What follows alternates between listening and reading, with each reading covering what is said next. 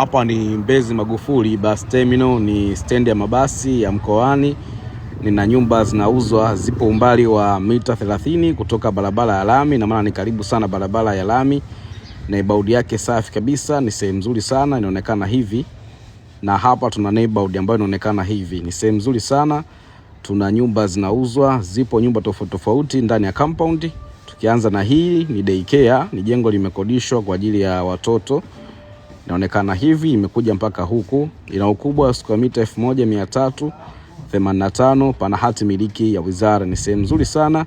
Na compound ya ndani inaonekana hivi. Kuna chumba sebule jiko, kuna nyumba kubwa na vyumba vitatu, na kuna majengo mawili yamekodishwa kwa ajili ya hiyo daycare, na kuna nyumba ya vyumba viwili pia iko pembeni inakodishwa. Inaonekana kwa muonekano huu hapa. Ni sehemu nzuri sana. Hizi nyumba zote kwa sasa zina wapangaji na zinauzwa zote kwa pamoja. Ni sehemu nzuri sana kuwekeza, unaweza kununua na ukaendelea kuchukua kodi kama kawaida. Kwa mwaka hapa panaingiza milioni 18 na laki 5. Inaonekana hivi, na nyumba zote kwa sasa zina wapangaji, lakini unaweza ukazivunja ukawekeza chochote, kwa mfano lodge, guest, hotel, kumbi za sherehe na hata apartment. Linauzwa lote kwa bei ya Kitanzania ya shilingi bilioni 1.